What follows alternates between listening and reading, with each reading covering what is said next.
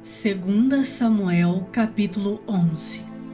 Decorrido um ano no tempo em que os reis costumam sair para a guerra, enviou Davi a Joabe e seus servos com ele e a todo Israel, que destruíram os filhos de Amon e sitiaram Rabá. Porém Davi ficou em Jerusalém. Uma tarde, levantou-se Davi do seu leito e andava passeando no terraço da casa real. Daí viu uma mulher que estava tomando banho. Era ela muito formosa. Davi mandou perguntar quem era. Disseram-lhe: é Batseba, filha de Eliã e mulher de Urias, o heteu. Então enviou Davi mensageiros que a trouxessem. Ela veio e ele se deitou com ela. Tendo-se ela purificado da sua imundícia, voltou para sua casa. A mulher concebeu e mandou dizer a Davi: estou grávida. Então enviou Davi mensageiros a Joabe, dizendo: manda-me Urias, o heteu. Joabe enviou Urias a Davi.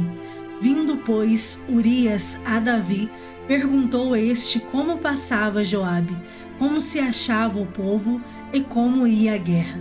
Depois disse Davi a Urias: desce à tua casa e lava os pés. Saindo Urias da casa real, logo se lhe seguiu um presente do rei.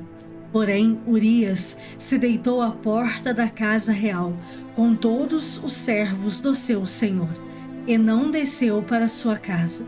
Fizeram-no saber a Davi, dizendo: Urias não desceu à sua casa.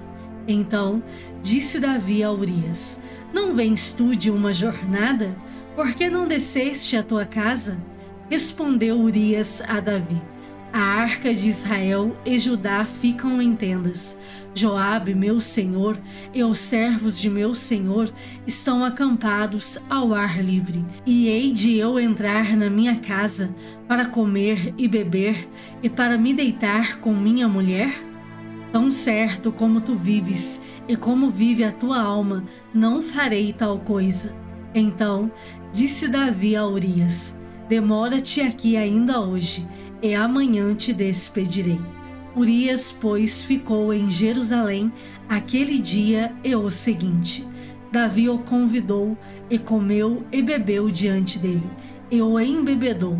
À tarde, saiu Urias a deitar-se na sua cama com os servos de seu senhor, porém não desceu à sua casa. Pela manhã, Davi escreveu uma carta a Joabe e lhe a mandou por mão de Urias. Escreveu na carta dizendo: ponde Urias na frente da maior força da peleja e deixa-o sozinho, para que seja ferido e morra. Tendo, pois, Joabe sitiado a cidade, pôs a Urias no lugar onde sabia que estavam homens valentes. Saindo os homens da cidade e pelejando com Joabe, caíram alguns do povo, dos servos de Davi, e morreu também Urias, o heteu. Então Joabe enviou notícias e fez saber a Davi tudo o que se dera na batalha. Deu ordem ao mensageiro, dizendo: se, ao terminares de contar ao rei os acontecimentos desta peleja, suceder que ele se encolerize e te diga: por que vos chegastes assim perto da cidade a pelejar?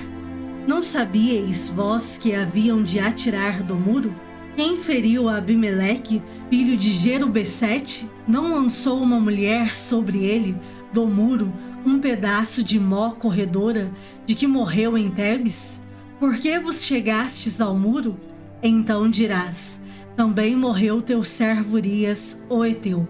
Partiu o mensageiro e, chegando, fez saber a Davi tudo o que Joabe lhe havia mandado dizer. Disse o mensageiro a Davi: na verdade, aqueles homens foram mais poderosos do que nós e saíram contra nós ao campo. Porém nós fomos contra eles, até a entrada da porta. Então os flecheiros do alto do muro atiraram contra os teus servos, e morreram alguns dos servos do rei, e também morreu o teu servo Urias, o heteu. Disse Davi ao mensageiro: assim dirás a Joabe: não pareça isto mal aos teus olhos, pois a espada devora tanto este como aquele. Intensifica a tua peleja contra a cidade e derrota-a, e tu anima a Joabe. Ouvindo, pois, a mulher de Urias que seu marido era morto, ela o pranteou. Passado o luto, Davi mandou buscá-la e a trouxe para o palácio. Tornou-se ela sua mulher e lhe deu à luz um filho. Porém isto que Davi fizera foi mal aos olhos do Senhor. 2 Samuel, capítulo 12. O Senhor enviou Natã a Davi. Chegando Natã a Davi, disse-lhe: havia numa cidade 2 homens, um rico e outro pobre. Tinha o rico ovelhas e gado em grande número, mas o pobre não tinha coisa nenhuma, senão uma cordeirinha que comprara e criara, e que em sua casa crescera, junto com seus filhos. Comia do seu bocado e do seu copo bebia.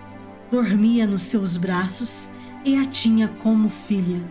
Vindo um viajante ao homem rico, não quis este tomar das suas ovelhas e do gado para dar de comer ao viajante que viera a ele, mas tomou a cordeirinha do homem pobre e a preparou para o homem que lhe havia chegado. Então o furor de Davi se acendeu sobremaneira contra aquele homem, e disse a Natã: tão certo como vive o Senhor, o homem que fez isso deve ser morto, e pela cordeirinha restituirá 4 vezes, porque fez tal coisa e porque não se compadeceu. Então disse Natã a Davi: tu és o homem. Assim diz o Senhor, Deus de Israel: eu te ungi rei sobre Israel, e eu te livrei das mãos de Saul. Dei-te a casa de teu senhor e as mulheres de teu senhor em teus braços, e também te dei a casa de Israel e de Judá. E, se isto fora pouco, eu teria acrescentado tais e tais coisas. Por que, pois, desprezaste a palavra do Senhor, fazendo o que era mal perante ele? A Urias, o heteu, feriste a espada, e a sua mulher tomaste por mulher, depois de o matar com a espada dos filhos de Amon.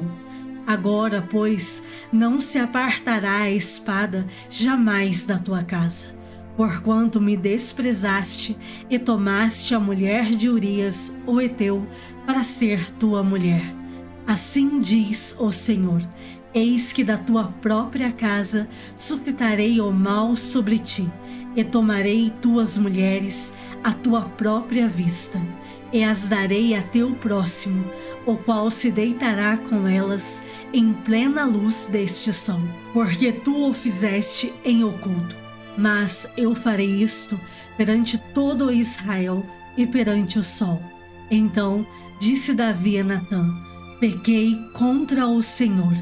Disse Natã a Davi: também o Senhor te perdoou o teu pecado, não morrerás. Mas, posto que com isto deste motivo a que blasfemassem os inimigos do Senhor, também o filho que te nasceu morrerá. Então Natã foi para sua casa, e o Senhor feriu a criança que a mulher de Urias dera à luz a Davi, e a criança adoeceu gravemente. Buscou Davi a Deus pela criança, jejuou Davi e, vindo, passou a noite prostrado em terra. Então os anciãos da sua casa se achegaram a ele para o levantar da terra, porém ele não quis e não comeu com eles. Ao 7º dia morreu a criança, e temiam os servos de Davi informá-lo de que a criança era morta, porque diziam: eis que, estando a criança ainda viva, lhe falávamos, porém não dava ouvidos à nossa voz. Como, pois, lhe diremos que a criança é morta? Porque mais se afligirá. Viu, porém, Davi que seus servos cochichavam uns com os outros, e entendeu que a criança era morta. pelo que disse aos seus servos: é morta a criança? Eles responderam: morreu. Então Davi se levantou da terra, lavou-se, ungiu-se, mudou de vestes, entrou na casa do Senhor e adorou. Depois veio para sua casa e pediu pão.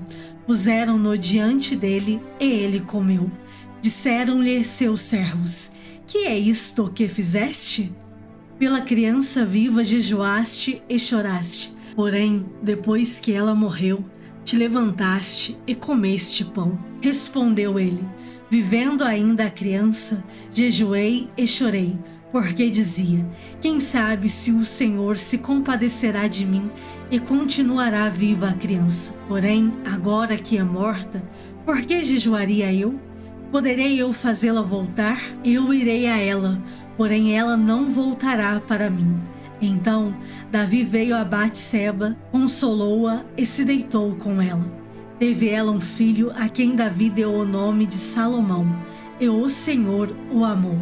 Davi o entregou nas mãos do profeta Natã, e este lhe chamou Gedidias, por amor do Senhor. Entretanto, pelejou Joabe contra Rabá, dos filhos de Amon, e tomou a cidade real. Então mandou Joabe mensageiros a Davi e disse: pelejei contra Rabá e tomei a cidade das águas. Ajunta, pois, agora o resto do povo e cerca a cidade e toma-a, para não suceder que, tomando-a eu, se aclame sobre ela o meu nome. Reuniu, pois, Davi a todo o povo e marchou para Rabá, e pelejou contra ela e a tomou. Tirou a coroa da cabeça do seu rei, o peso da coroa era de 1 talento de ouro, e havia nela pedras preciosas, e foi posta na cabeça de Davi, e da cidade levou muito grande despojo, trazendo o povo que havia nela, pelo passar a serras, e a picaretas, e a machados de ferro, e em fornos de tijolos, e assim fez a todas as cidades dos filhos de Amon. Voltou Davi com todo o povo para Jerusalém. Salmos de número 141. Senhor, a ti clamo, dá-te pressa em me acudir. Inclina os ouvidos à minha voz quando te invoco. Suba à tua presença a minha oração como incenso, e seja o erguer de minhas mãos como oferenda vespertina. Põe guarda, Senhor, a minha boca, vigia a porta dos meus lábios. Não permitas que meu coração se incline para o mal, para a prática da perversidade, na companhia de homens que são malfeitores, e não coma eu das suas iguarias. Pira-me o justo, será isso mercê. Repreenda-me, será como óleo sobre a minha cabeça, a qual não há de rejeitá-lo. Continuarei a orar enquanto os perversos praticam maldade. Os seus juízes serão precipitados bem abaixo, mas ouvirão as minhas palavras, que são agradáveis. Ainda que sejam espalhados os meus ossos à boca da sepultura, quando se lavra e sulca a terra. Pois em ti, Senhor Deus, estão fitos os meus olhos, em ti confio, não desampares a minha alma. Guarda-me dos laços que me armaram e das armadilhas dos que praticam iniquidade. Caiam os ímpios nas suas próprias redes, enquanto eu, nesse meio tempo, me salvo, incolo-me. Colossenses capítulo 3. Portanto, se fostes ressuscitados juntamente com Cristo, buscai as coisas lá do alto, onde Cristo vive, assentado à direita de Deus. Pensai nas coisas lá do alto, não nas que são aqui da terra, porque morrestes, e a vossa vida está oculta juntamente com Cristo em Deus. Quando Cristo, que é a nossa vida, se manifestar, então vós também sereis manifestados com ele em glória. Fazei, pois, morrer a vossa natureza terrena, prostituição, impureza, paixão lasciva, desejo maligno e a avareza, que é idolatria. Por estas coisas é que vem a ira de Deus sobre os filhos da desobediência. Ora, nessas mesmas coisas andastes vós também, noutro tempo, quando vivieis nelas. Agora, porém, despojai-vos igualmente de tudo isto: ira, indignação, maldade, maledicência, linguagem obscena do vosso falar. Não mintais uns aos outros, uma vez que vos despistes do velho homem com os seus feitos, e vos revestistes do novo homem que se refaz para o pleno conhecimento, segundo a imagem daquele que o criou, no qual não pode haver grego nem judeu, circuncisão nem incircuncisão, bárbaro, cita, escravo, livre, porém Cristo é tudo em todos.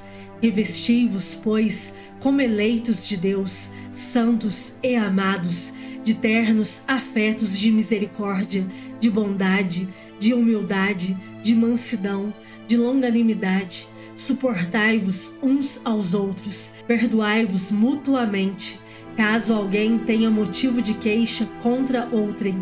Assim como o Senhor vos perdoou, assim também perdoai vós. Acima de tudo isto, porém, esteja o amor, que é o vínculo da perfeição. Seja a paz de Cristo o árbitro em vosso coração, a qual também fostes chamados em um só corpo, e sede agradecidos. Habite ricamente em vós a palavra de Cristo. Instruí-vos e aconselhai-vos mutuamente em toda a sabedoria, louvando a Deus com salmos e hinos e cânticos espirituais, com gratidão em vosso coração. E tudo o que fizerdes, seja em palavra, seja em ação, fazei-o em nome do Senhor Jesus, dando por ele graças a Deus Pai.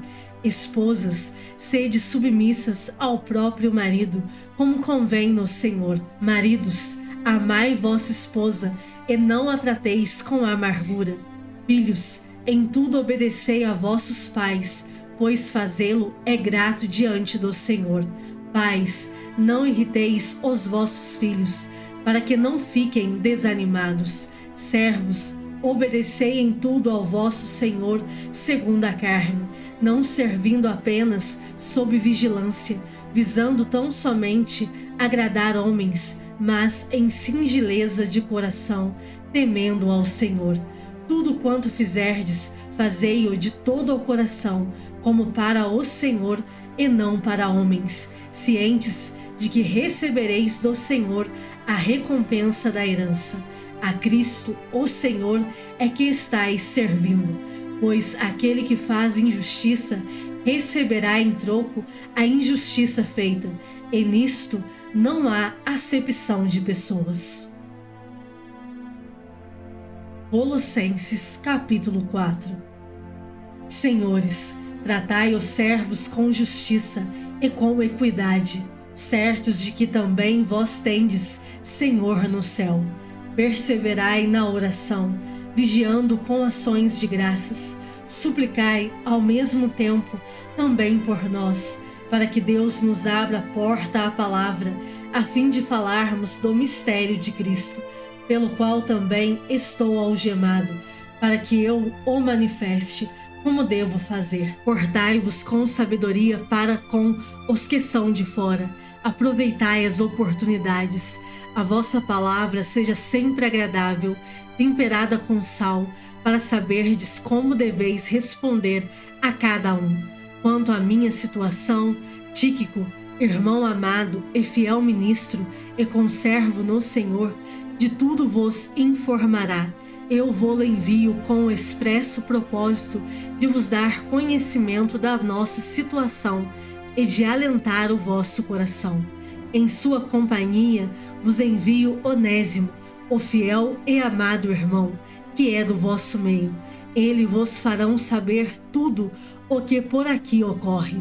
Sauda-vos Aristarco, prisioneiro comigo, e Marcos, primo de Barnabé, sobre quem recebestes instruções. Se ele for ter convosco, acolhei-o. e Jesus, conhecido por justo, os quais são os únicos da circuncisão que cooperam pessoalmente comigo pelo reino de Deus. Eles têm sido o meu lenitivo. Sauda-vos, Epáfras, que é dentre vós, servo de Cristo Jesus, o qual se esforça sobremaneira continuamente por vós nas orações, para que vos conserveis perfeitos e plenamente convictos em toda a vontade de Deus. E dele dou testemunho de que muito se preocupa por vós, pelos de Laodiceia e pelos de Hierápolis. Sauda-vos Lucas, o médico amado, e também Demas. Saudai os irmãos de Laodiceia e Ninfa, e a igreja que ela hospeda em sua casa. E, uma vez lida esta epístola perante vós, providenciai porque seja também lida na igreja dos Laodicenses, e a dos de Laodiceia, lede-a igualmente perante vós. Também dizei a Arquipo, atenta para o ministério que recebeste no Senhor, para o cumprires. A saudação é de próprio punho. Paulo, lembrai-vos das minhas algemas. A graça seja convosco.